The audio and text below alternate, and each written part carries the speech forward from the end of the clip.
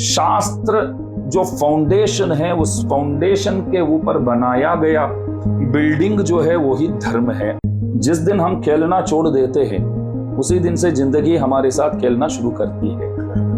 जो भजे हरि को सदा सो ही परम पद पाएगा।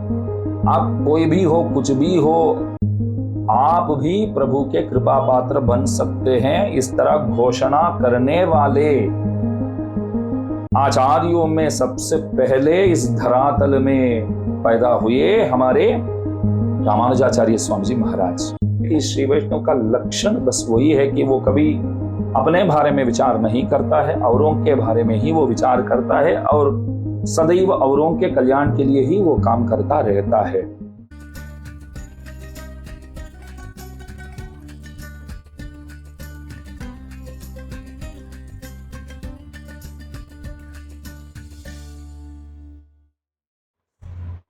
नमस्कार। स्वैरालापम नामक इस पॉडकास्ट में आप सबका स्वागत है। हम अब तक तमिल में, इंग्लिश में इस पॉडकास्ट को किए हैं। ये पहली बार है जब हम हिंदी में इस पॉडकास्ट को कर रहे हैं। आज हमारे साथ जुड़े हैं श्री अकारकनी श्रीनिधि स्वामी। स्वामी, आपका स्वागत है। जी जी, अड़ियन। जय श्रीमन नारायण। जय श्रीमन नारायण की। अड़ियन रामानुजदासन। अड़ियन अड़ियन अड़ियन। स्वामी के बारे में आप सब लोग जानते होंगे। हिंदी में, गुजराती में और तमिल में स्वामी अनेक उपन्यास करते रहते हैं। गुजरात इत्यादि राष्ट्रों में स्वामी के शिष्य वर्ग हैं जिनका उद्धार के लिए बहुत प्रयत्न करते हैं स्वामी। आज हम स्वामी के साथ बातचीत करने वाले हैं। विषय होगा धर्म की आवश्यकता।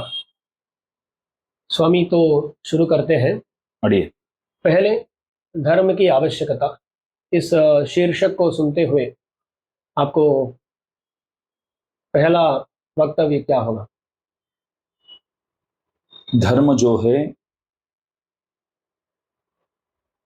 मानव कल्याण के लिए अत्यावश्यक चीज है। जो बंदा धर्म की रक्षा करेगा उनकी रक्षा धर्म करती है।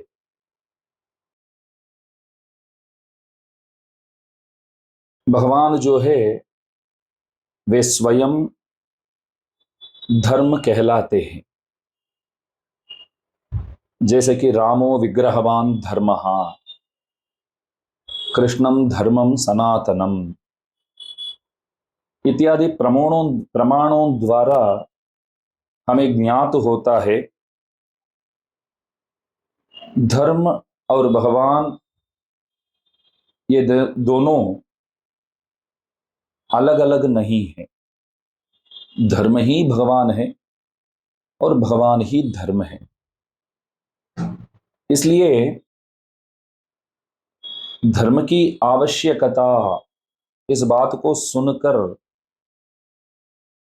दास को मन में यही विचार आया कि आप मुझसे पूछ रहे हैं कि प्रभु की आवश्यकता, जीवन में धर्म की आवश्यकता क्या है अथवा प्रभु की आवश्यकता क्या है, इस तरह मुझसे पूछा गया। ऐसा ही दास मानता है। यहां सबके सब ज्यादातर लोग अपने आप को आस्तिक ही मानते हैं। दास ने ऐसा नहीं कहा कि यहां जितने भी है ज्यादातर लोग आस्तिक है। जानबूझकर, सोच समझकर दास ने ऐसा कहा कि यहां ज्यादातर लोग अपने आप को आस्तिक मानते हैं, परंतु मानने वाले सबके सब आस्तिक नहीं होते हैं, क्योंकि यहां के लोगों को आस्तिक्य क्या है इस बात पर विशेष रूप से जानकारी नहीं है। अपने आप को बहुत बड़ा भक्त तो समझते हैं। रोज मंदिर जाने वाले करोड़ों लोग मिलेंगे आपको, मंदिर तो जाते हैं, लेकिन असली खोज क्या है, ढूंढने योग्य चीज क्या है, इस बात पर कभी ध्यान देते ही नहीं। सब जाते तो है, कुछ ना कुछ मांगने के लिए जाते हैं। ऐसा कहना चाहूंगा कि सबके सब प्रभु से कुछ ना कुछ व्यापार करने के लिए ही जाते हैं। तो धर्म की आवश्यकता, इसका तो मतलब हुआ प्रभु की आवश्यकता। तो किसी से पूछा जाए प्रभु की क्या जरूरत है, तो वो बंदा शायद इस तरह उत्तर देगा कि मेरे को जो कुछ चाहिए वो मांगने के लिए, वो प्रार्थना करने के लिए उनकी आवश्यकता है। मेरे को जो भी चाहिए वो देने के लिए प्रभु की आवश्यकता है। मतलब प्रभु का काम ये हुआ, दुनिया वाले जो भी प्रार्थना करेंगे उन प्रार्थनाओं को स्वीकार करके ये लोग जो मांगते हैं उन चीजों को बांटना ही प्रभु का काम है। यही तो उत्तर आपको मिलेगा। इसलिए आपने ये जो शीर्षक चुन करके लाए हैं, धर्म की आवश्यकता, तो मैं मानता हूं ये समाज के लिए बहुत अत्यावश्यक चीज है। ये जरूर जानने योग्य विषय है। इसलिए दास श्रोताओं से निवेदन करता है कि सब ध्यानपूर्वक इस पॉडकास्ट को सुने और सब ज्ञाता बने कि धर्म क्या होता है और प्रभु क्या होते हैं और हमारे और उनके बीच में क्या संबंध है। इस बात को यदि समझ जाएंगे तो उन लोगों के आत्मोद्धार जो है सुलभ रीति से वो हो जाएगा। मैं ऐसा मानता हूं। तो दास यहाँ कुछ बोलना चाहता हूँ। जी जब आप बोल रहे थे कि भगवान ही धर्म है, वहाँ कुछ बताने के दास का मन हो रहा है। बढ़िया। तो हम एक इंग्लिश वीडियो किए थे धर्म के बारे में। वहाँ धर्म का लक्षण बोले थे, जो जैमिनी महर्षि अपने पूर्व मीमांसा सूत्रों में बताते हैं।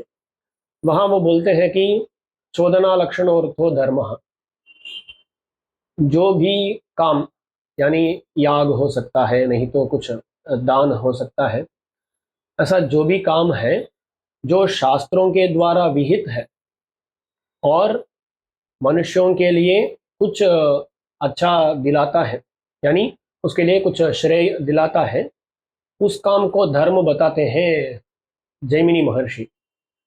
और हमारे संप्रदाय में तो बोलते हैं कि साक्षात धर्म भगवान ही है, क्योंकि हम याग करें, नहीं तो कुछ दान करें, वो तो एक काम है जो हमारे करने के बाद ही नष्ट हो जाता है। जो हम जी दान किसी को देते हैं वो काम तो वही नष्ट हो गया, तो वो साक्षात फल दे नहीं सकता। हम जो काम किए हैं उन कामों को याद रखकर भगवान ही फलदाता होते हैं।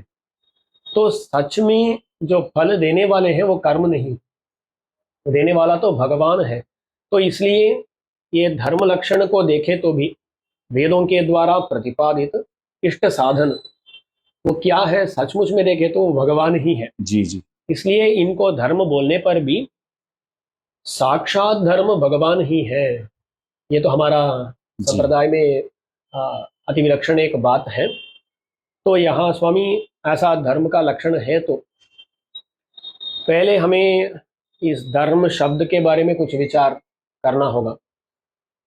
ये जैमिनी महर्षि के द्वारा ऐसा एक लक्षण दिया गया है, पर हमारे जीवन में हम जब बात करते हैं, तब जब हम धर्म शब्द का प्रयोग करते हैं, तब कुछ अलग ही जी अर्थ मन में रखकर ऐसा प्रयोग करते हैं। तो वहाँ धर्म शब्द का अर्थ, इसके बारे में कुछ जी, आप श्री ने बिल्कुल सही कहा, ठीक कहा। धर्म शब्द जो है, वेद विहित कर्मानुष्ठान जो है, जो भी है, उन अनुष्ठानों को भी हम धर्म करके ही पुकारते हैं। यज्ञ, दान, तप इत्यादि उन कर्मों को हम धर्म ही कहते हैं। अपने अपने वर्णोचित धर्म को भी कोई स्वधर्म कहता है,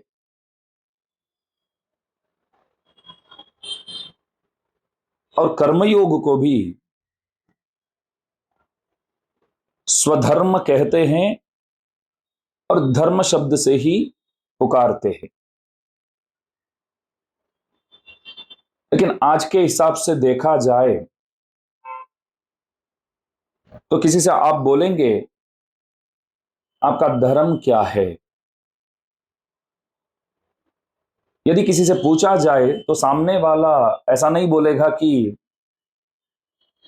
मैं ये हवन कर रहा हूं अथवा खूब दान कर रहा हूं, मैं तप में स्थित हूं। इस तरह जवाब देने वाले आपको कोई नहीं मिलेंगे। तो आपका धर्म क्या है करके कोई पूछता है तो सामने वाला बोलेगा कि मैं श्री वैष्णव हूं अथवा अद्वैती हूं। हिंदू हो। बहुत सारे संप्रदाय है, तो कोई ना कोई धर्म का नाम लेता है वो, मैं इस धर्म के अनुयायी हूं। तो अपने आप को किसी एक धर्म के अनुयायी ही वो बताता है। तो इसलिए आज तो ये मालूम हुआ, धर्म बोले तो आप जिस संप्रदाय को फॉलो करते हो उस संप्रदाय को ही आप धर्म करके बोलते हो। और हमारे आचार्यगण बताते हैं कि धर्म शब्द जो है भगवान के गुणों का भी वाचक है। भगवान के गुण जितने भी है वे सब धर्म कहलाते हैं। और प्रभु गीता जी में बोलते हैं कि धर्म संस्थापनार्थाय संभवामि युगे युगे। अपने गुणों को प्रदर्शन कराने के लिए ही प्रभु इधर पधारते हैं। धर्म संस्थापना की जो बात प्रभु करते हैं, तो गुणों को इधर सही ढंग से, सही रीति से सबों तक पहुंचाने के लिए ही प्रभु यहां पधारते हैं, अवतीर्ण होते हैं। तो यहां देखिए, धर्म शब्द का अर्थ तो भगवत गुण भी एक अर्थ है करके इससे निकलता है। लेकिन जैसे हमने पहले ही कहा, सामान्यतः आप किसी से पूछेंगे कि धर्म क्या है तो बोलेगा कि वो जिस पंथ के है उस पंथ का ही नाम वो लेता है। इसलिए हमको आज के हिसाब से ही चलना होगा। जैसे दुनिया वाले धर्म को जिस प्रकार समझते हैं तद अनुसार ही हमको चलना होगा। इसलिए आगे भी हम धर्म शब्द का अर्थ जो है एक स्पिरिचुअल पाथ, एक रिलीजियस पाथ ऐसा समझ करके, एक पंथ समझ करके तद अनुसार ही हम बातचीत करेंगे। अच्छा। तो जैसे आप बोले कि बहुत सारे अर्थ है धर्म शब्द का। हम अमर कोश इत्यादि कोशों को देखें तो भी वहाँ इतने अर्थ मिलते हैं। तो बहुत सारे अर्थ है, पर आज जो शीर्षक है उसमें जो धर्म शब्द है वो तो एक संप्रदाय, पंथ, इस शब्द इस अर्थ में प्रयुक्त है, ऐसा हम समझते हैं और हम चलते हैं। तो स्वामी, अब धर्म शब्द का अर्थ तो पंथ ऐसा है, इंग्लिश में बोले तो रिलीजन ऐसा होता है। तो जब हम किसी को पूछते हैं आपका आपका धर्म क्या है, जैसा आप बोले श्री वैष्णव धर्म, ऐसे भी बोलते हैं, बहुत सारे लोग बोलते हैं हिंदू हूँ मैं, नहीं तो मैं ईसाई हूँ। ऐसा रिलीजन के अर्थ में अब धर्म शब्द आ गया, तो रिलीजन की आवश्यकता क्या है ऐसे देखने पर? क्यों रिलीजन चाहिए मानव के लिए? इसके बारे में आपका विचार? बहुत से लोग इस तरह प्रश्न पूछते हैं, जब भगवान हमारे हैं और हम भगवान के हैं, तो हमारे बीच में ये पंथ, धर्म, ये रिलीजन इत्यादि कहाँ से घुस गया? आजकल तो बहुत से लोगों से ये सुनने को मिलता है कि धर्म इत्यादि चीजों की आवश्यकता ही नहीं है। किसी एक धर्म के अनुयायी बनकर रहोगे तभी प्रभु मिलेंगे, ये जो बात है ये गलत है, ऐसा बहुत से लोग कहते हैं। और इन संप्रदायों से ही बहुत से लोग आपस में लड़ते हैं, झगड़ते हैं, और यहां जो मतभेद हुआ है उसका मूल कारण जो है वो संप्रदाय ही है। संप्रदाय ही है करके बहुत से लोगों की मानना है। मैंने शुरुआत में ही कहा कि बहुत से लोग अपने आप को आस्तिक तो मानते हैं परंतु आस्तिक नहीं होते हैं। आप से भी अच्छी तरह जानते हैं कि आस्तिक वो होगा जो बंदा शास्त्रों के प्रति दृढ़ विश्वास रखा है, तो उन्हीं को हम आस्तिक कहते हैं। आज देखिए, आप बहुत से लोग ऐसे मिलते हैं कि बोलेंगे कि हमको तो भगवान पर तो भरोसा है, लेकिन शास्त्रों के प्रति हम विश्वास नहीं रखते हैं, शास्त्रों के साथ कोई लेना देना नहीं है हमें। फिर पूछा जाए कि मन में भक्ति है, तो बोलते हैं कि हाँ भक्ति तो है, हम प्रभु को मानते हैं। आज के दिन इस तरह कहने वाले लोगों के लिए प्रभु ने उसी जमाने में उत्तर दे दिया। मेरे को मानने वाले यदि शास्त्रों को नहीं मानते हैं, वे लोग खुद को मेरे भक्त तो समझते हैं, मगर मेरे हिसाब से वे लोग मेरे भक्त नहीं होते हैं। शास्त्रों के हिसाब से जो लोग नहीं चलते हैं वे लोग मेरे लिए तो द्रोही कहने योग्य बन जाते हैं। इस तरह सुस्पष्ट रूप से प्रभु बोले हैं। तो इसलिए प्रभु को मानना है तो शास्त्रों द्वारा ही उनको मानना है। उनकी पहचान जो है आपको शास्त्रों से ही मिलेगा, प्रत्यक्ष रूप से तो प्रभु मिलने वाले नहीं है, और अनुमान लगाकर प्रभु को पहचानना वो भी संभव नहीं है। इसलिए वेदों द्वारा ही प्रभु की पहचान है, मतलब शास्त्रों द्वारा ही आप प्रभु को पहचान सकोगे। तो धर्म की क्या आवश्यकता है? और धर्म की वजह से तो लोग आपस में एक दूसरे से झगड़ते हैं।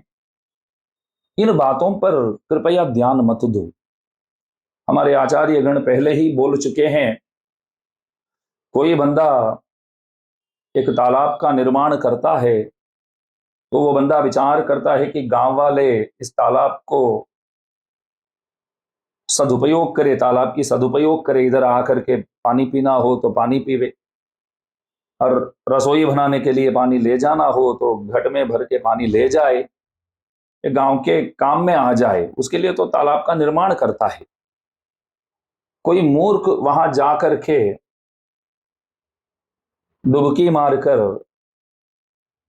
वही प्राण त्याग कर देता है, प्राण छोड़ देता है, तो ये तालाब निर्माण करने वाला की दोष थोड़ी है।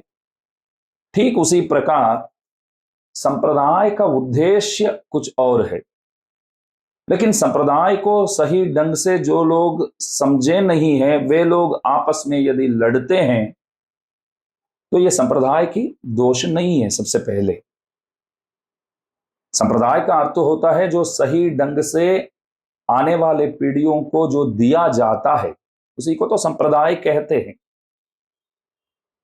इसलिए मैं कहना चाहूंगा कि धर्म जो है वो प्रभु प्राप्ति के लिए बहुत अत्यावश्यक चीज है। धर्म के बिना प्रभु मिलने वाले नहीं हैं, क्योंकि वे स्वयं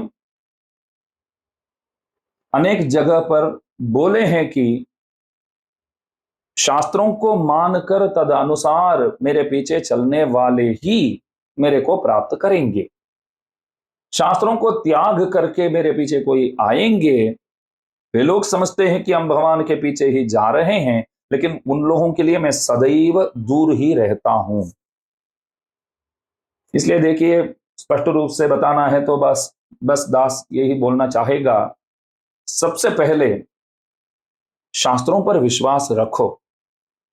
एक सच बात बताता हूं, सबके सब शास्त्रों के हिसाब से तो नहीं जी पा रहे हैं।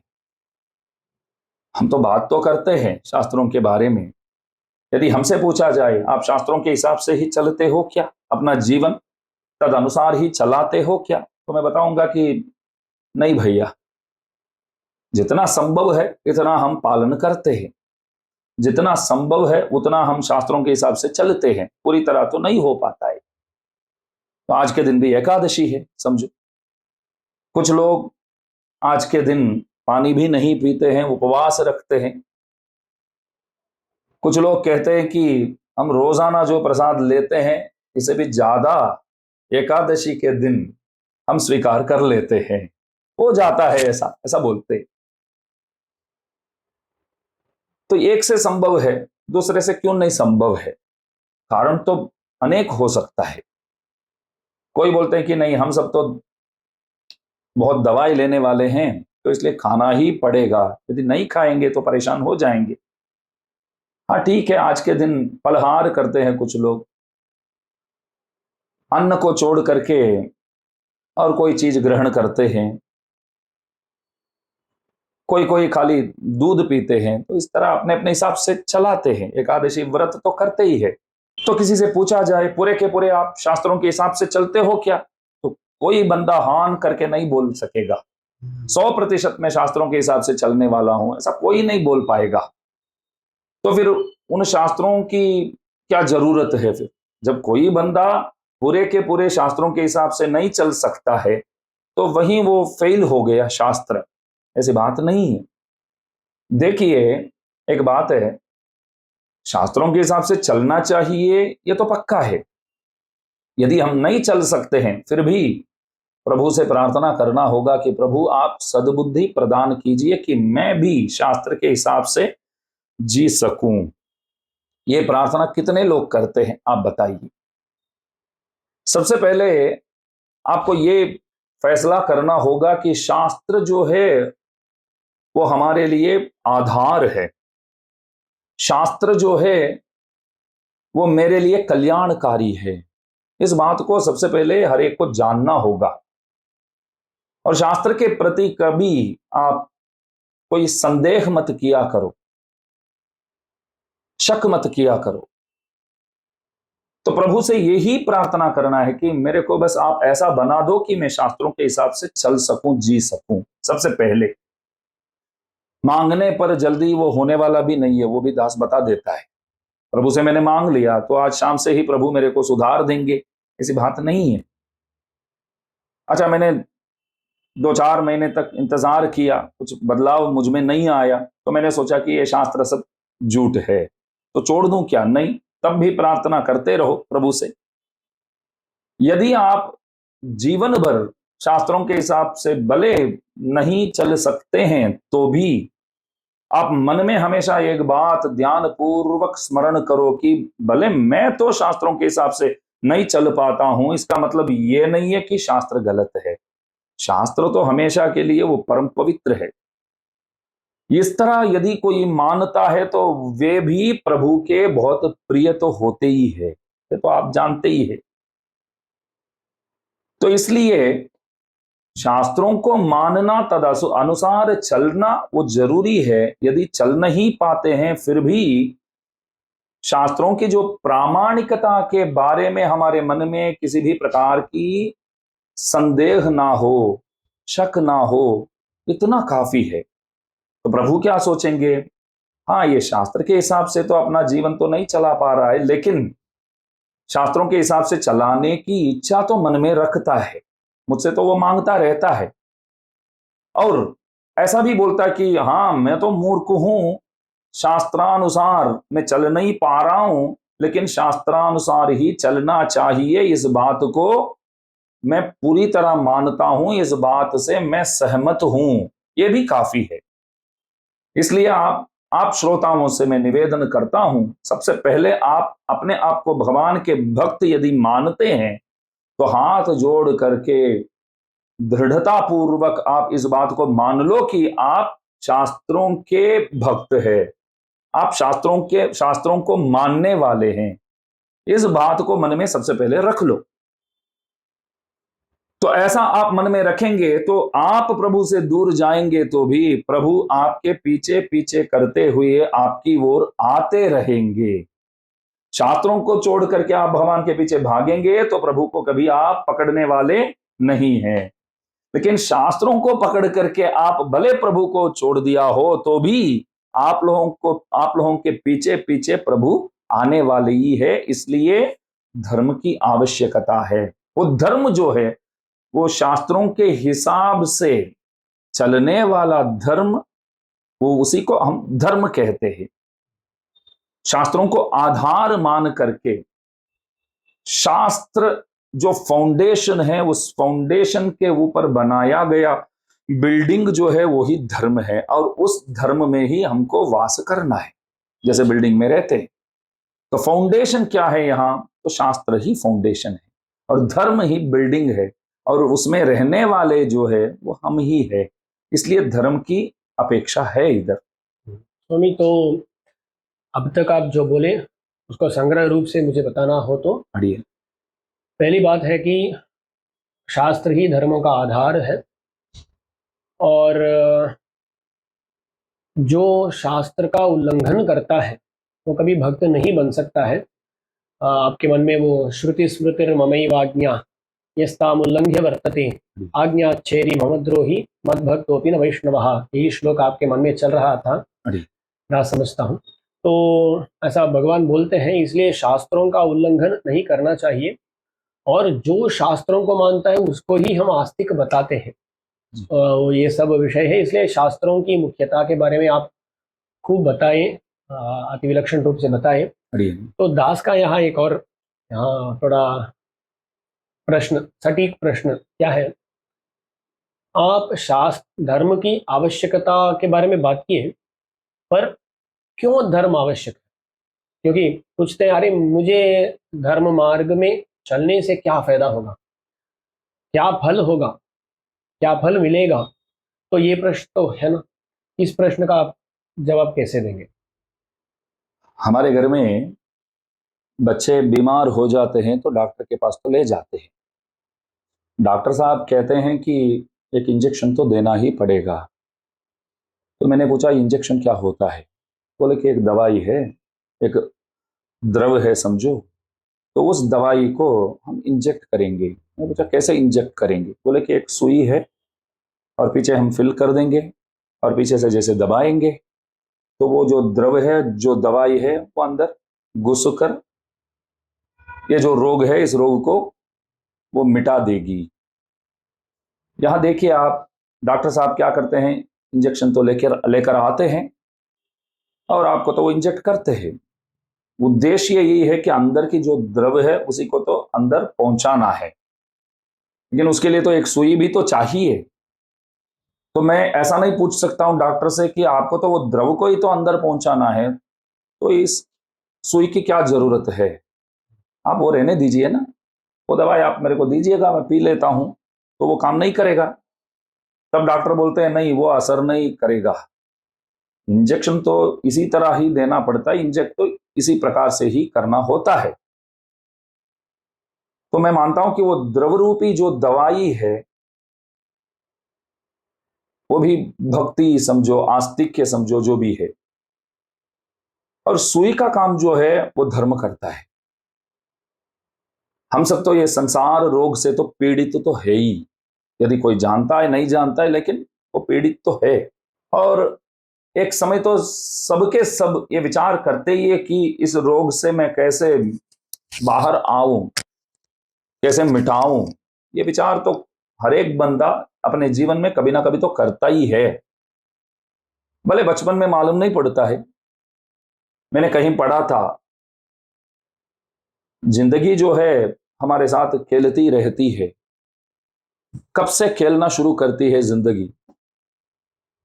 तो किसी शख्स ने उत्तर दिया कि हम तो बचपन में बहुत खेले हैं। जिस दिन हम खेलना छोड़ देते हैं उसी दिन से जिंदगी हमारे साथ खेलना शुरू करती है। तात्पर्य यह हुआ कि बच्चे लोग तो ये संसार के बारे में ज्यादा कुछ जानते नहीं है। बहुत से बच्चे भी पीड़ित है संसार में, लेकिन इस पीड़ा का कारण जो है वो संसार है, इस बात की तो ज्ञान नहीं है बच्चों को। बहुत सारे बच्चे देखकर दया आ जाती है, परेशान हो जाते हैं हम भी, जो देख नहीं पाते हैं, चल नहीं पाते हैं। ऐसे तो बहुत सारे बच्चे मिलते हैं। तो वे लोग क्या जानते हैं? कुछ नहीं जानते हैं। परेशान तो है, लेकिन परेशानी का क्या कारण है इस बात को तो जानते नहीं। जैसे बड़े होते हैं तब मालूम पड़ता है कि हाँ, इसका कारण बस हमने जो कर्म किए हैं, बस वही कारण है, संसार ही कारण है, सब मालूम पड़ता है। संसार सागरम घोरम अनंत क्लेश भाजनम कहते हैं। तो इसको पार करना ही है। किसी एक आचार्य से पूछा गया, स्वामी जी महाराज, इस संसार में खुश रहना है तो आप कुछ मार्ग बताइए, कुछ उपदेश दीजिए। तो आचार्य ने पुनः उनसे पूछा, प्रति प्रश्न किया, पहले बेटा निर्णय कर लो कि संसार में रहना है या खुश रहना है। संसार में खुश रहना जो है वो संभव ही नहीं। आप बोल दो कि संसार में रहना है हमेशा, तो उसके लिए उपाय जो भी है मैं बताऊंगा। खुश रहना है तो बताऊंगा उसके लिए क्या उपाय है, लेकिन संसार छोड़ना ही पड़ेगा, तभी आप खुश रह पाओगे। शादी की तरह। शादी की तरह। लोग शादी तो करते ही है, करने से पहले एक प्रकार की प्रतीक्षा करते हैं लोग, एक विचार करते हैं कि जीवन इस तरह होगा, उस तरह होगा। शादी के बाद पूछा जाए कि आप जैसे जैसे चाहते थे जीवन ठीक उसी प्रकार चलता है क्या, तो हाँ बोलने वाले बहुत कम मिलेंगे। और हम मानते हैं हम सब तो भाग्यशाली है कि जैसे हम चाहते थे वैसे ही जीवन चल रहा है। देखिए, ये पॉडकास्ट जो हम अभी कर रहे हैं, बंबई में बैठ करके कर रहे हैं, और यहाँ हम जितने भी आए हैं अपने बंधु परिवार, पत्नी, इन लोगों को छोड़ करके तो आए हैं, और 10 दिन के लिए आए हैं हम। तो 10 दिन हम लोगों को जाने दिए हैं वे लोग, आप जाके आओ करके। तो इसलिए हम लोगों को जो मिले हैं ना, भगवान की कृपा से बहुत अच्छे मिले हैं, उसमें तो कोई शंका ही नहीं है। हास्य के लिए दास ने बोला, तो ऐसा मत समझिएगा कि हमें कुछ तकलीफ है शादी में, कुछ ऐसा नहीं है। बहुत सी लोग परेशान हो भी जाते हैं, वो भी बात है, वो भी कर्मानुसार है, क्या करें। ये हमारे प्रति भगवान ने बहुत कृपा किए हैं कि आप जाके आओ, और भी 5 दिन रुकना तो भी रुको, कोई दिक्कत नहीं। धर्म के लिए तो काम कर रहे हैं सबके सब, तो करने देते हैं। मैं हमेशा ये कहता हूं, धर्म प्रचार बहुत आसान नहीं है। एक सन्यासी स्वामी धर्म प्रचार करते हैं, वो भी कोई आसान नहीं है, लेकिन एक गृहस्थ जब सेवा करने जाता है वो और भी कठिन है, क्योंकि बंधु परिवार को, बीवी बच्चों को छोड़ करके जाना, प्रचार करना, वो बहुत बड़ी बात है। इसलिए हम सब भाग्यशाली है। तो कहने का तात्पर्य, संसार को पार करना ही है, तो उसके लिए क्या किया जाए, तब धर्म की आवश्यकता वहां उत्पन्न होता है। तो दास ऐसा समझो, ये जो संसार नामक सागर है, इसको पार करने से ही हम आनंद पा सकते हैं, सच्ची आनंद, सच्चा सुख को पा सकते हैं। तो संसार को पार करने के लिए धर्म आवश्यक है। जी जी जी। मैं किसी पुस्तक में पढ़ा था, इस भूमंडल के तत्वों की गणना करते हैं, क्या क्या तत्व यहाँ मौजूद है करके। वैसे बहुत सी चीजों का नाम जब लिखे उसमें उसमें सुख नामक एक चीज उन लोगों ने छोड़ ही दिया, लिखे ही नहीं। एक चेले ने गुरु से पूछा, बहुत सी चीजों के बारे में, तत्वों के बारे में आपने हमको ज्ञात किए हैं, मतलब कराए हैं, इसमें सुख नामक चीज को आपने क्यों छोड़ दिया, भूल गए क्या? तो गुरुजी ने उत्तर दिया कि इसलिए छोड़ दिया कि सुख नामक एक चीज यहां है ही नहीं, तो फिर मैं कैसे दूं? वो चीज है ही नहीं। यहां श्री विष्णु पुराण में एक प्रमाण आता है, तदेव प्रीतये भूतवा पुनर्दुखाय जायते। पहले जो अच्छा लगता है वो बाद में बुरा भी लगता है, पहले जो बुरा लगता है वो बाद में अच्छा भी लगता है। जैसे कि कारेला है, कारेला पसंद ही नहीं है बोलने वाले, तमिल में हम पागरकाय बोलते हैं, तो बाद में डॉक्टर की कहने पर बोलता है कि वो तो बहुत अच्छा लगता है, वो तो चाहिए ही चाहिए, रोज परोस, रोज पवाओ, लोग बोलते हैं।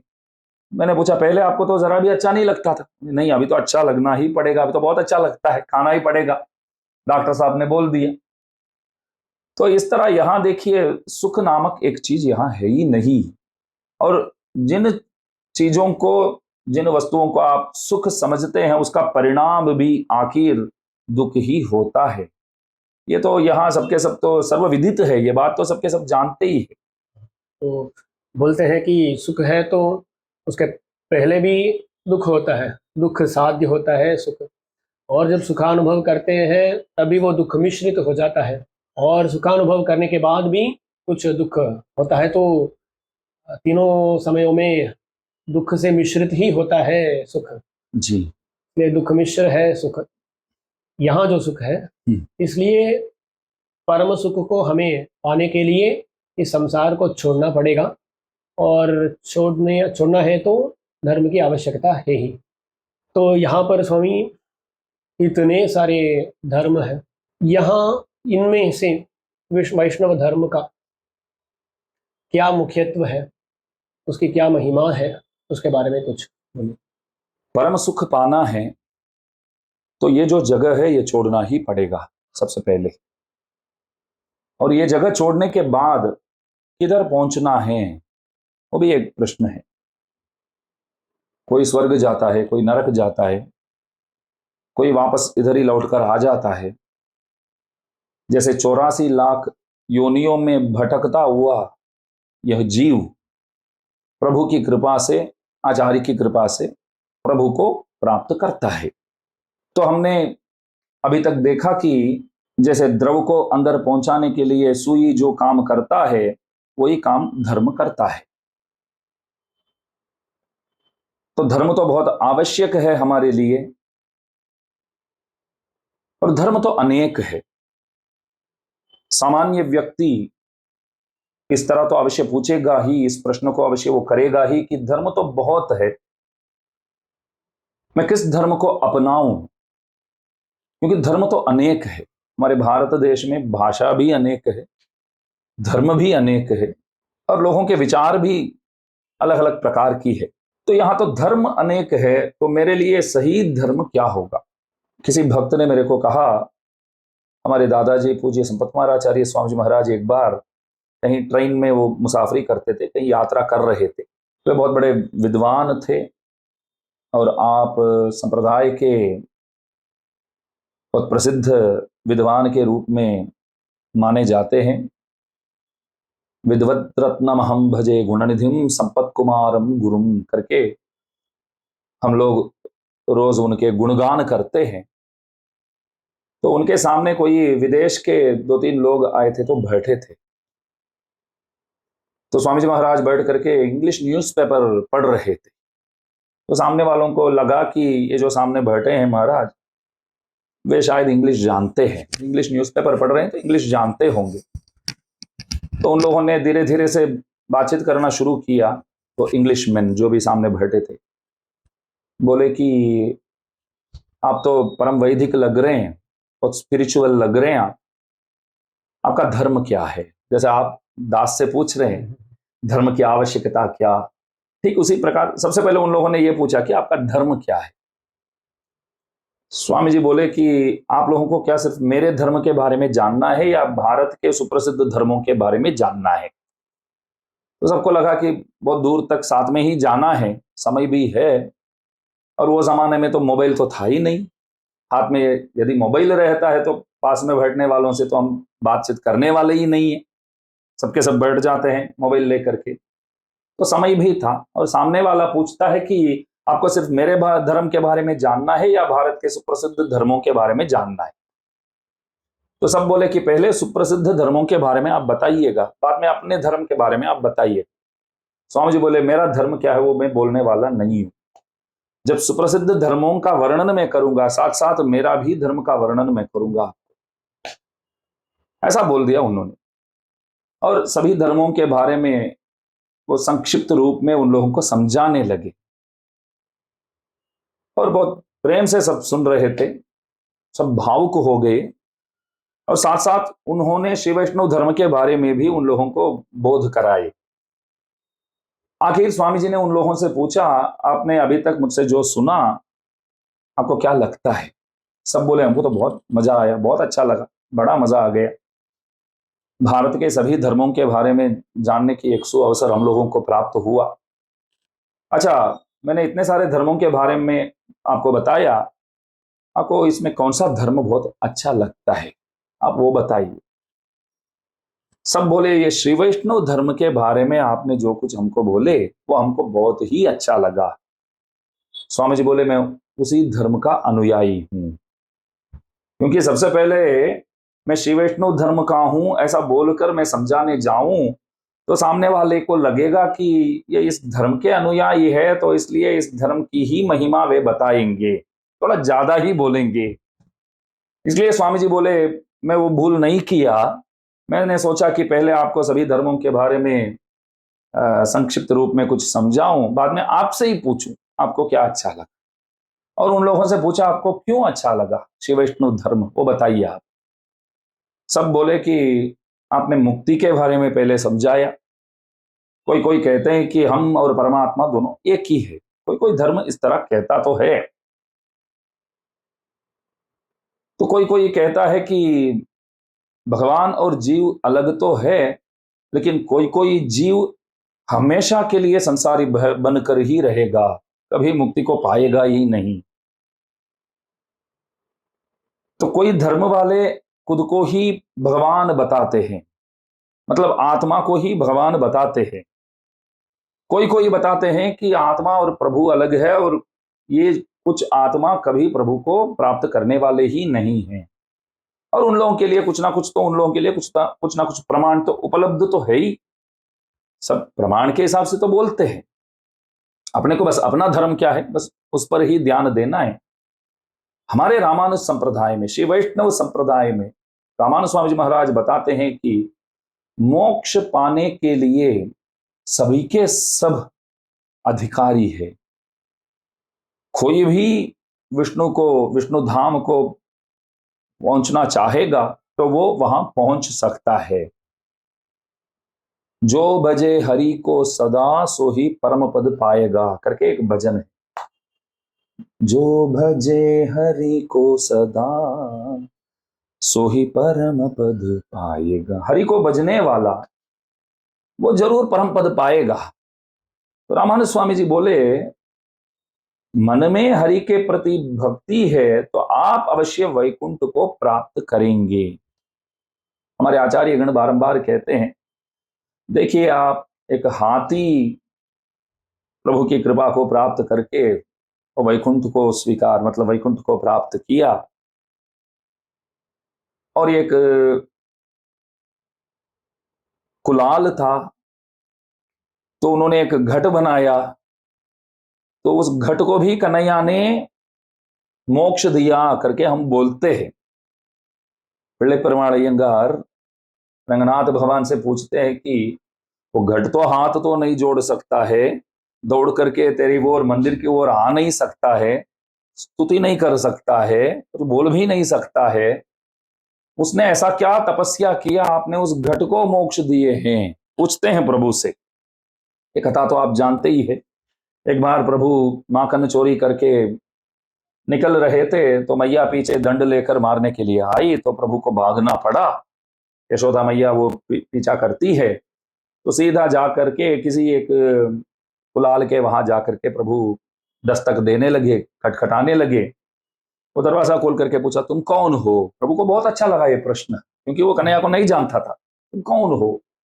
प्रभु को लगा कि नहीं जानता है तो ही वो अंदर आने देगा, जानता होगा तो वहीं से बोल देगा कि तू निकल जा, हट जा इधर से, दूर जा। तुम कौन हो? अरे वो सब बाद में बताता हूं करके प्रभु अंदर आए, और दरवाजा बंद करके श्वास चढ़ता है प्रभु की, तो बोले कि अभी पूछो जो भी पूछना है। तुम कौन हो? हाँ, मेरा नाम कन्हैया है। इधर क्यों आए हो?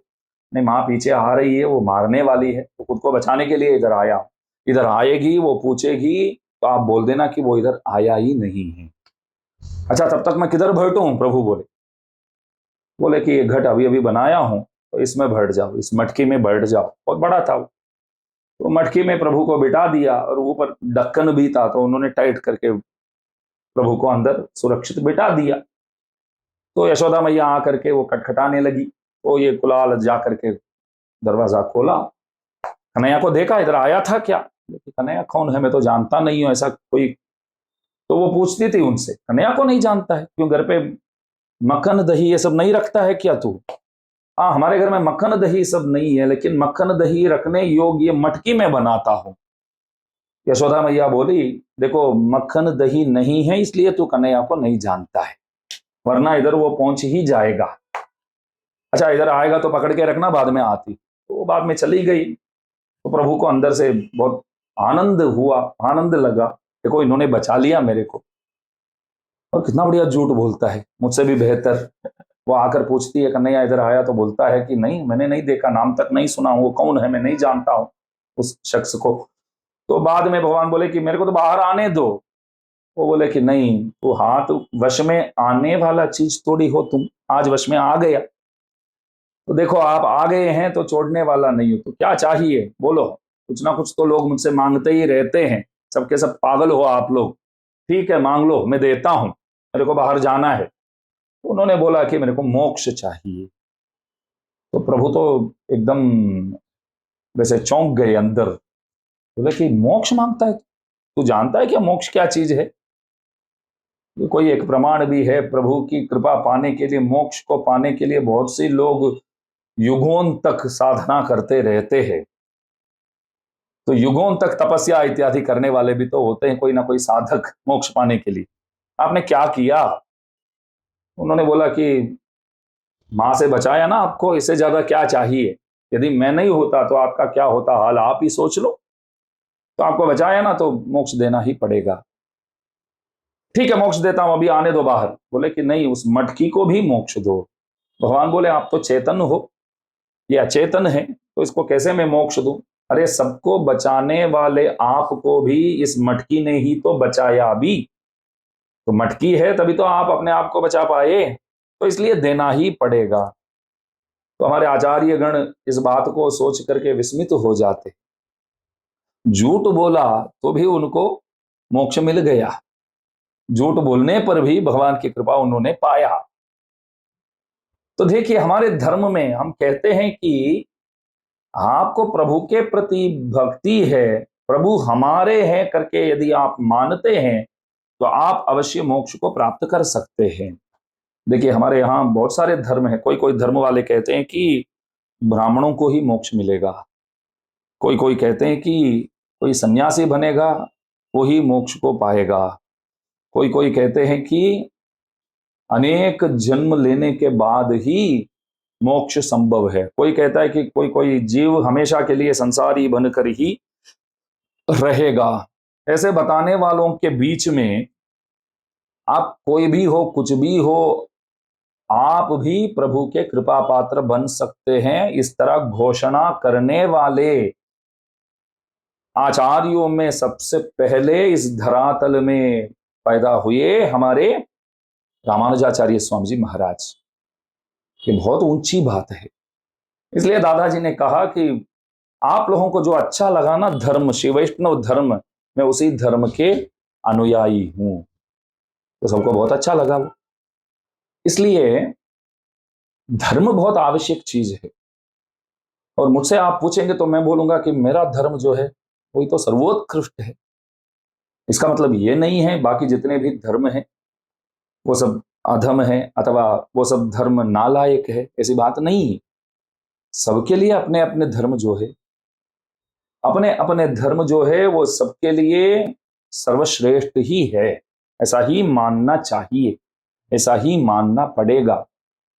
और एक बात तो पक्का है कि जितने भी धर्म है सब लोगों के कल्याण के लिए तो काम करता है। सब लोग यही चाहते हैं कि सब खुश रहे, सब लोग यही चाहते हैं कि इस संसार रूपी इस घोर दुख से सब बाहर आए। इसलिए तो ऐसा कहना ही सही होगा कि धर्म जितने भी है और वैदिक धर्म जितने भी है सब अच्छे ही है। सब धर्म मानव मात्र के कल्याण के लिए तो काम करते हैं। लेकिन हमारे शिव वैष्णव संप्रदाय के आचार्य गण जो हमारे लिए उपदेश किए हैं, ऊंची बातों को लाकर हमारे सामने प्रस्तुत किए हैं, वेदोक्त बातों को स्मृति के अनुसार, उन बातों को स्मृति अनुसार बातों को इतिहास पुराणों से अनेक एग्जाम्पल्स ला करके इस तरह इस धर्म को जो मजबूत किए हैं उन प्रमाणों द्वारा, वो असाधारण है। तो इसलिए प्रत्येक मनुष्य के लिए धर्म बहुत आवश्यक है। और यदि आप श्री वैष्णव है तो आप सचमुच में भाग्यशाली हो। बहुत अच्छा सुना। तो दास यहाँ ये पूछना चाहता हूँ कि आप श्री वैष्णव धर्म के बारे में बात किए।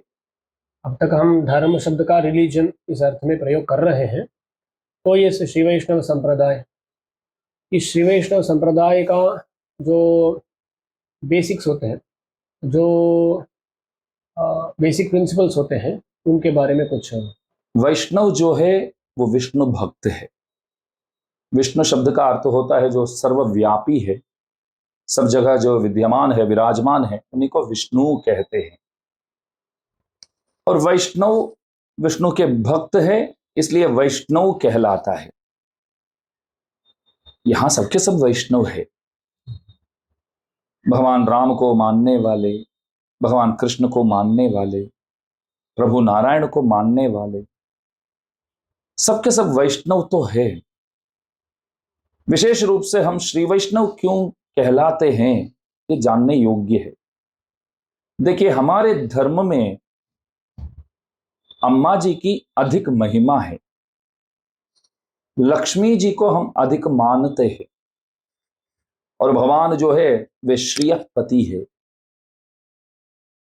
हमारे आचार्य गण बताते हैं कि भगवान ये सृष्टि स्थिति संहार इत्यादि काम तो करते ही है, अम्मा जी के आदेशानुसार ही प्रभु करते हैं।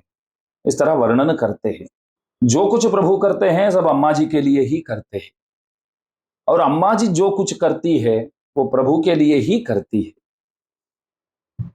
एक आदर्श दंपति कहने योग्य है अम्मा जी और प्रभु जी, ठाकुर जी। तो हमारे धर्म में हम मानते हैं कि प्रभु प्राप्ति तभी संभव है जब अम्मा जी सिफारिश करती है, रेकमेंड करती है। इसलिए हम विशेष रूप से श्री वैष्णव कहलाते हैं। श्री को आगे रखकर उनकी कृपा को प्राप्त करके प्रभु की ओर जाने वाले व्यक्ति जो है वो श्री वैष्णव है। फल देने वाला जो है वो प्रभु ही है, लेकिन देने के लिए जो रेकमेंड करने की बात जो है वो अम्मा जी की वश में है। इसलिए श्री वैष्णव का अर्थ होता है अम्मा जी को और प्रभु को अपने दोनों आंखों की तरह मानने वाला जो होगा वो श्री वैष्णव है। और ये रामानुज संप्रदाय अनुयायियों को श्री वैष्णव बताना ये एक व्यवहार हो गया, एक व्यवहार हो गया। रामानुज संप्रदाय के अनुयायी गण सबके सब श्री वैष्णव कहलाते हैं, इसलिए अम्मा जी को भी मानते हैं और इस बात पर दृढ़ विश्वास रखते हैं कि अम्मा जी कृपा करेगी तभी प्रभु हमको मिलेंगे। अम्मा जी के कृपा बिना कभी प्रभु मिलने वाले नहीं हैं। इसलिए श्री वैष्णव कहलाने योग्य बनते हैं हम लोग। तो स्वामी, ये श्री वैष्णव नाम के पीछे जो बात है उसको आप बताएं। जो श्री वैष्णव होते हैं उनका कर्तव्य क्या है? श्री वैष्णव जो है सबसे पहले विश्व कल्याणकारी है। श्री वैष्णव का प्रत्येक प्रयत्न विश्व कल्याण की हेतु बनता है। वो सदैव इस तरह विचार करता रहता है कि इस संसार के उद्धार किस तरह किया जाए। सनातन धर्म जो है हमारे अति विलक्षण धर्म है और सनातन धर्म के अंतर्गत हमारे जो श्री वैष्णव संप्रदाय है अनेक विषयों की विलक्षणता से खुद ही मतलब श्री वैष्णव धर्म ही सनातन धर्म कहने योग्य बन जाता है।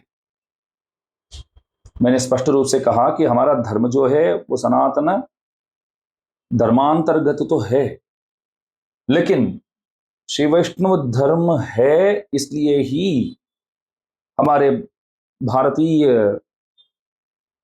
दर्शन मतलब हमारे धर्म जितने भी है, वेदोक्त धर्म जो भी है वो सनातन धर्म कहने योग्य बनता है। मतलब अपने धर्म को छोड़ करके अन्य धर्मों को इकट्ठा करके वो ही सनातन धर्म करके कोई बोल नहीं सकेगा। वैसे ही हम भी मानते हैं कि सभी धर्म जितने भी धर्म हैं सब लोगों के आत्म कल्याण के लिए तो काम करते हैं। मैं ऐसा मानता हूं कि सभी धर्म प्रभु द्वारा दिया गया जितने भी है, भारतीय धर्म जितने भी है, वे सभी धर्म अच्छे ही है। वणंगुम तुरैகள் பல பலவாக்கி, इन धर्मों को यहां प्रदान करने वाला प्रभु ही तो है। तो उन्होंने कुछ विचार करके ये दिया होगा। ये हमारा भाग्य है कि हमको ये विलक्षण श्री वैष्णव धर्म प्रभु द्वारा प्राप्त हुआ है। तो मैंने पहले ही कहा कि श्री वैष्णव जो है वो औरों के दुख को सह नहीं पाएगा। सबसे पहले षटकोपसूरी हमारे जो प्रथमाचार्य कहने योग्य है, इस युग के आरंभ में इस धर्म के जो प्रवर्तकाचार्य बने वे षटकोपाचार्य स्वामी जी महाराज खुद प्रभु से जब नहीं मिल पाते हैं तब रोते तो है, लेकिन हम लोगों को जब देखते हैं, संसारियों को देखते हैं, तब खूब रोते हैं। तो उनसे पूछा गया कि आप भी तो प्रभु से तो दूर है, प्रभु प्राप्ति आपके लिए भी तो बहुत आवश्यक है, तो अपने लिए रोने से औरों के लिए आप और भी खूब क्यों रोते हो? तो दूसरों के दुख देख करके वे सह नहीं पाते थे। जिस तरह रंतिदेव करके आता है, भागवत जी में एक अद्भुत प्रसंग है। वो इस तरह प्रभु से प्रार्थना करता है कि प्रभु इस दुनिया वाले सबों के जितने भी दुख है आप मेरे को प्रदान करो, मैं सह लूंगा, इन सबका आप कृपया खुश रखो। जैसे हमने पहले कहा कि मंदिर तो सब जाते हैं, जाने वाले सबके सब प्रभु से इस तरह प्रार्थना करते हैं कि बस भगवान आप मेरे को खुश रखो, मेरे परिवार को खुश रखो। इससे ज्यादा तो कोई कुछ जानता ही नहीं है। लोग जाते तो है लेकिन प्रभु से ऐसा पूछने वाला कोई भी नहीं है कि आप कैसे हो, प्रभु आप खुश हो कि नहीं, कोई पूछते नहीं। हम एक दूसरे से जब मिलते हैं आपस में तो जरूर ये पूछेंगे कि आप कैसे हो, क्या हो। भले मन में इच्छा नहीं है फिर भी पूछना तो पड़ता है, फॉर्मेलिटी के लिए तो पूछते हैं। इस तरह भी होता है, जब पूछते हैं कैसे हो तब अंदर विचार करता है कि अभी तक तो जिंदा ही है ये, गया ही नहीं। लोग विचार करते हैं लेकिन पूछना पड़ता है करके पूछते हैं। लेकिन मंदिर देखिए आप, रोजाना 500 से 1000 लोग छोटा मोटा मंदिर में तो वहां इकट्ठे तो हो ही जाते हैं। बड़े बड़े मंदिरों में, बड़े बड़े शहरों के मंदिरों में आप जाएंगे तो वो शाम की आरती के समय आप जाएंगे तो वहां तो बहुत लोग वहां इकट्ठे होते हैं। बहुत लोग तो आते हैं, लेकिन प्रभु कहते हैं कि इतने सारे लोग आए हैं लेकिन मुझसे किसी ने भी नहीं पूछा कि प्रभु आप कैसे हो। लोग आए, जो भी मांगना है वो मुझसे मांगे और चले गए सबके सब। तो रंतिदेव जी जैसे प्रार्थना करते हैं कि प्रभु सबों के कष्ट आप मेरे को प्रदान करो, लेकिन आपसे मैं निवेदन करता हूं कि सब यहां खुश रहे। इस तरह प्रार्थना करने वाला जो है वो ही श्री वैष्णव है। आप श्री दास से भी बेहतर जानते हैं अच्छी तरह इस बात को। हमारे सीता मैया, हमारे प्रहलाद जी, हमारे षटकोप स्वामी जी महाराज, हमारे रामानुजाचार्य स्वामी जी महाराज, वे सब कभी भी अपने बारे में, खुद के बारे में कभी विचार किया ही नहीं। प्रहलाद से जब पूछा गया प्रभु द्वारा कि क्या वरदान चाहिए तेरे को, तो प्रहलाद जी क्या बोले मालूम है? मेरे पिताजी जो है उनको तो आपने तो वध कर लिया प्रभु, लेकिन उनकी जो आत्मा है उस पर आप दया करो, सही जगह पहुंचा दो उन्हें, वो और भी आगे परेशान ना हो, इस संसार में आकर के परेशान ना हो। तो इस तरह वो प्रार्थना करता है, प्रभु से वही मांगता है। प्रभु से कहता है कि वो भगवत अपचार भी किए हैं, भागवत अपचार भी किए हैं, इसलिए आगे सजा मत देना आप। अभी जो किए हैं वो ठीक है, आपने ये भी अच्छा ही किया है, लेकिन आगे कृपया उनके प्रति आप कृपा करो। तो कुरेश स्वामी जी महाराज नान पेर नालूरानुम पेरवेणुम, वो नालूरान करके एक थे, कुरेश स्वामी जी के ही शिष्य माने जाते हैं। तो उनकी वजह से तो कुरेश स्वामी जी महाराज हैरान हुए, परेशान हुए। महापूर्ण स्वामी जी के नेत्रों को वहां से निकाल दिया राज दरबार में। कुरेश स्वामी जी उन्होंने खुद ही निकाल कर राजा के सामने तोड़ डाले अपने आंखों को, हमारे दर्शन के लिए अपने दर्शन ही उन्होंने त्याग कर दिया। लेकिन ये देखिए आप, इतने सारे कष्ट आने पर भी कभी उन लोगों ने प्रभु के प्रति कभी उंगली नहीं दिखाई। आपने ऐसा क्यों किया, आपने ऐसा क्यों, ये गड़बड़ क्यों किया आपने, आप है कि नहीं। हमारे आचार्यों के मुंह से कभी भी ये शब्द निकला ही नहीं है कि आप है कि नहीं। आदमी जब दुखी हो जाता है तो बोलता ही है कि प्रभु करके एक तत्व है कि नहीं। आचार्य कभी नहीं बोलते। प्रभु ने ये किया है तो प्रभु ने किया है तो और कौन रक्षा कर सकेगा, ऐसा पूछते हैं। मतलब प्रभु है, वो मौजूद है, इस बात को तो मानते ही है और उंगली नहीं दिखाते हैं। तो कुरेश स्वामी जी देखिए, जब प्रभु स्वयं पूछा कि आपको क्या चाहिए, तब बोले कि ये नालूरान ने जो किया है तो उनकी वजह से तो धर्म इस परिस्थिति में आ गया और मैं भी तो परेशान हुआ हूं, इसलिए भागवत अपचार किया है करके उनको कोई सजा मत देना। जो गति आप दास को देने वाले हैं वही गति उनको भी कृपया प्रदान करो। तो यही शिव वैष्णव का लक्षण है।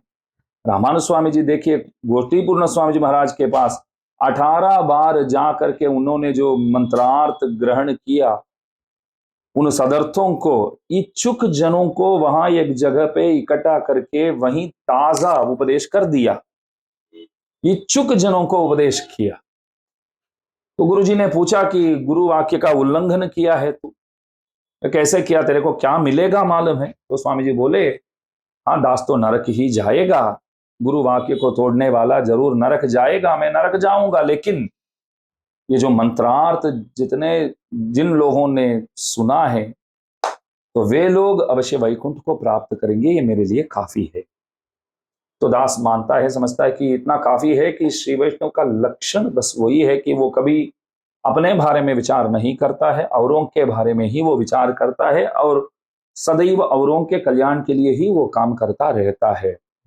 विचार भी लोगों के लिए ही रहता है, हमेशा उनका जो विचार है हमेशा लोगों के बारे में ही वो सोचता रहता है। ये करने से हमको क्या मिलेगा, और बस हम अपने आप को संभाले वो काफी है, बाकी लोग भगवान के पास जावे या ना जावे क्या फर्क पड़ता है, ऐसा सोचने वाला कभी श्री वैष्णव कहने योग्य ही नहीं बनेगा। तो श्री वैष्णव का मतलब हुआ औरों के कष्ट को जो सह नहीं पाता है वो श्री वैष्णव। स्वामी, यहाँ जब हम बात करते हैं कि वैष्णव वो होते हैं जो अन्यों का दुख को देख कर सह नहीं पाते हैं, तो वहाँ दुख दुख को मिटाना वो दो तरह का होता है। जी। यानी जब शरीर के संबंध से कुछ दुख होता है, उसको मिटाना, जैसे किसी का कुछ व्याधि है, कुछ रोग है, तो उसको मिटाना, उसका प्रयास करना। और जैसे आप पहले बोले कि ये सांसारिक दुख, जो संसार ही दुखमय है, उसको मिटाना वो भी एक वैष्णव का काम होता है। तो अन्यों का वो संसार रूप दुख को देखकर उसको मिटाने में भी ये लगे रहते हैं श्री वैष्णव। ऐसा समझ सकते हैं ना सर? जरूर। आत्म रोग के लिए दवाई देना तो जरूरी तो है, लेकिन खाली आत्म रोग के प्रति ही ध्यान देना है ऐसी बात नहीं है। यहां देखिए, बहुत से लोग शारीरिक व्याधियों से भी पीड़ित है, आर्थिक परिस्थिति सही नहीं है इसलिए अभी परेशान है, बहु प्रकार की दुख है इधर। तो ये श्री वैष्णव का ये फर्ज है कि जितना संभव है उतना वो लोगों के काम करे, लोगों के लिए काम करे। आर्थिक सेवा भी जितना हमसे संभव है उतना हमको करना ही पड़ेगा। आजकल पैसे तो लोगों के पास तो बहुत है और खर्चा भी बहुत करते हैं, लेकिन बात जब धर्म की आती है तब आसानी से पैसे कोई निकालने वाला नहीं है। तब बहुत सोचते हैं, 50 रुपया देते हैं तो भी 5 बार तो गिनते ही है। एक मॉल में जाते हैं, सिनेमा थिएटर जाते हैं, तो वहां हाथ से पैसा देना भी नहीं होता है, बस कार्ड दिखाते हैं या देते हैं या जीपे इत्यादि करते हैं। तो हजारों की खर्चा तब करते हैं, लेकिन सामाजिक सेवा की बात आती है तो लोगों की रुचि थोड़ा कम है। बहुत से लोग हैं बहुत खूब दान करते हैं, ऐसी बात नहीं है कोई नहीं करते हैं। जहां तक सच है मेरे को पता नहीं है, एक न्यूज मैंने देखा था, किसी एक बंदा है तो उस बंदे के बेटा या बेटी बीमारी है, तो इलाज के लिए कम से कम 10-11 करोड़ की आवश्यकता है। तो एक एडवर्टाइजमेंट उन्होंने कर दिया, तो कोई एक बंदा, नाम तक उन्होंने नहीं बोला, तो 11 करोड़ रुपया एक ही व्यक्ति ने भेज दिया। और किसने भेजा, कहां से आया, वो भी मालूम नहीं पड़ा। ऐसा तो ऐसे दान करने वाले भी राम भरोसे बोलते हैं, जैसे नाम नहीं बोलेंगे, राम भरोसे, बस भगवान राम ने दिया हो ऐसा समझो। तो इस तरह करने वाले होते हैं। इसलिए हम सबसे निवेदन करते हैं और प्रभु से मैं प्रार्थना करता हूं कि दास को भी प्रभु ये सद्बुद्धि प्रदान करे कि हम औरों की सेवा में लग जाए, वो आर्थिक सेवा हो अथवा और कोई सेवा हो, तो किसी भी प्रकार की सेवा हो, तो वो करना बहुत जरूरी है। इसलिए लोगों के इस सांसारिक तापों को मिटाना और आत्मा के रोगों को मिटाना दोनों बहुत जरूरी चीज है।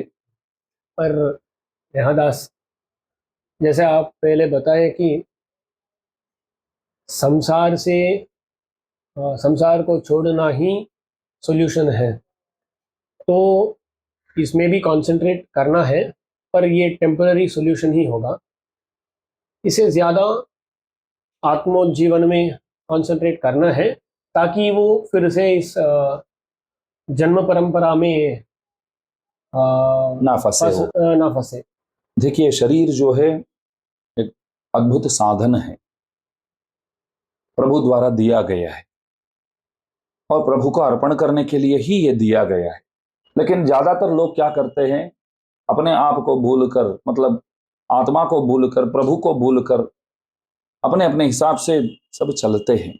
जिस उद्देश्य को लेकर ये दिया गया है तद अनुसार चलने वाला बहुत कम मिलते हैं।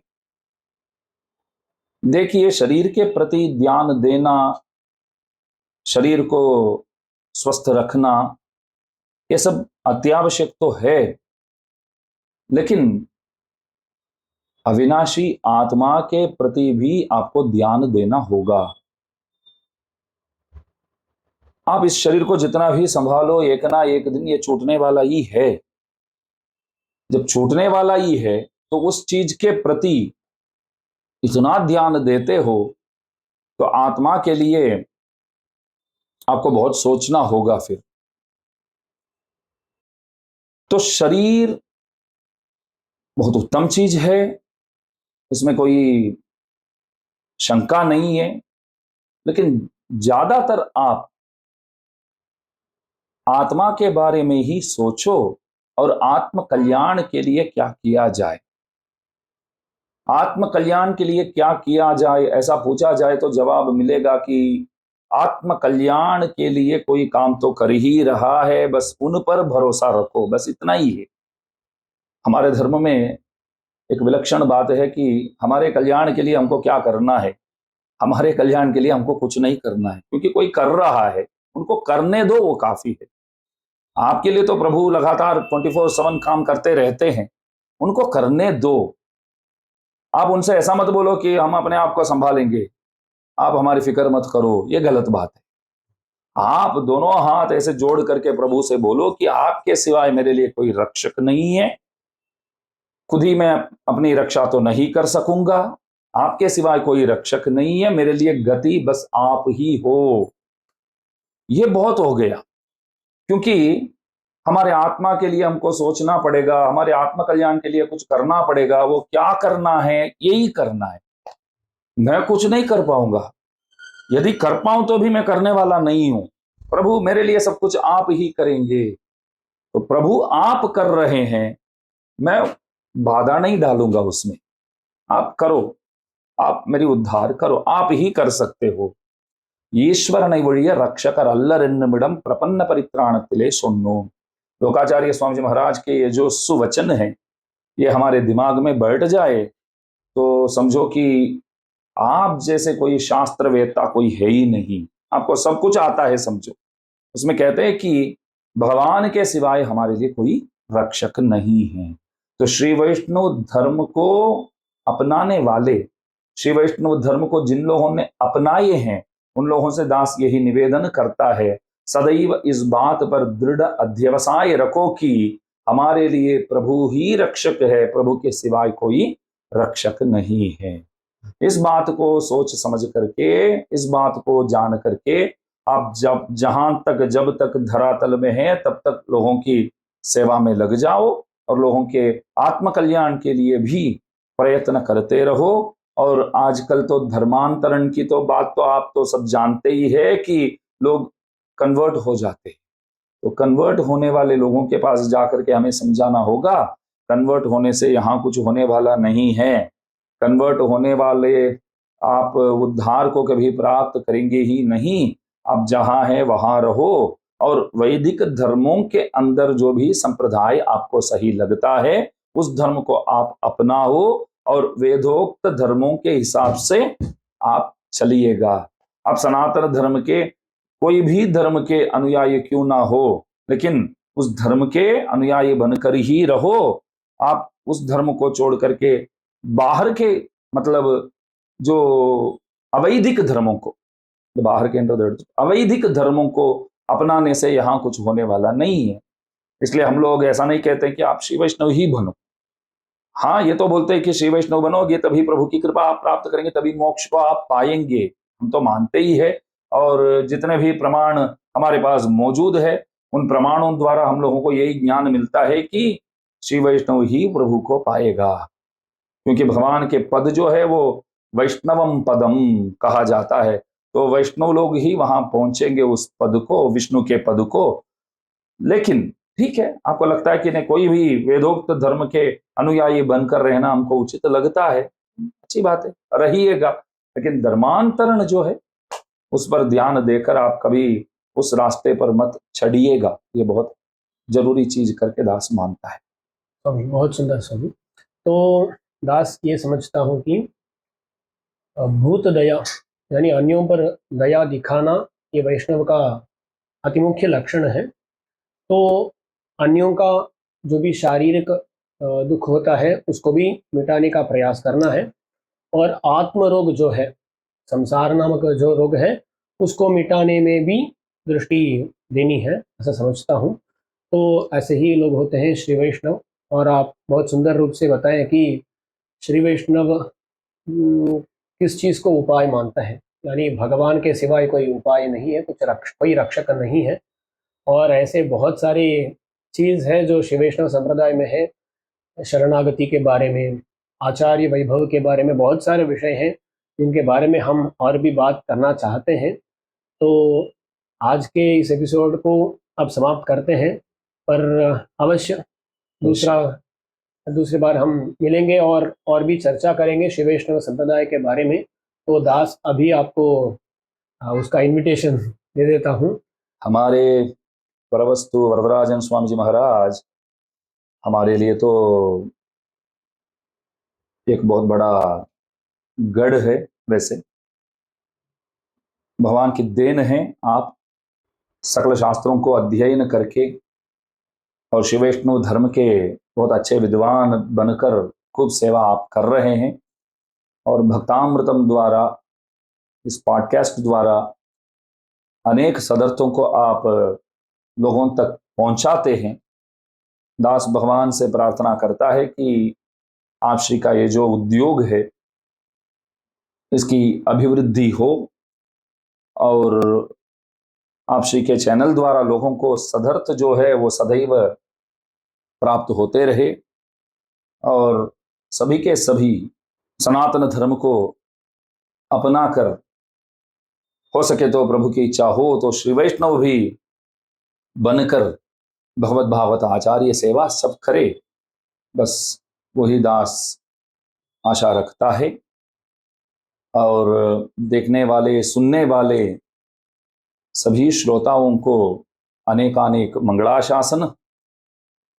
आप सबको भगवान की कृपा नित्य निरंतर प्राप्त हो, और प्रभु की दया दृष्टि से, कृपा दृष्टि से लायक मनोकामनाएं जितने भी है वो सब जल्द ही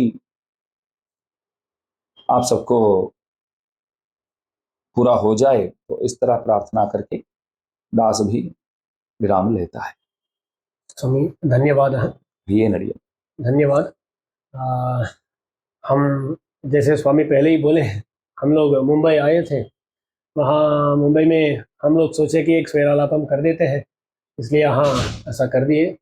स्वामी जितना भी तकलीफ हो वो तकलीफ सहन करके जरा भी नहीं, यहाँ स्वेरालापम के लिए इतनी देर बात किए। तो स्वामी के श्री चरणारविंदों में दासों का प्रणाम समर्पण करते हुए इस पॉडकास्ट एपिसोड को समाप्त करता हूँ। यहाँ हमारे सखा, हमारे बकुड़ाभरणन केशवन स्वामी जी महाराज हमारे धर्म के बहुत अच्छे विद्वान हैं, वे भी यहाँ विराजमान हैं। तो साथ रहकर इस कार्यक्रम का आयोजन वे ही कर रहे हैं, तो उनको भी हमारे प्रणाम स्वीकार हो उनके श्री चरणों में। हाँ, वही प्रार्थना है। उनको भी हमारा धन्यवाद समर्पण करते हुए इस पॉडकास्ट को समाप्त करते हैं। श्रीमते रामानुजाय नमः। श्रीमते रामानुजाय नमः।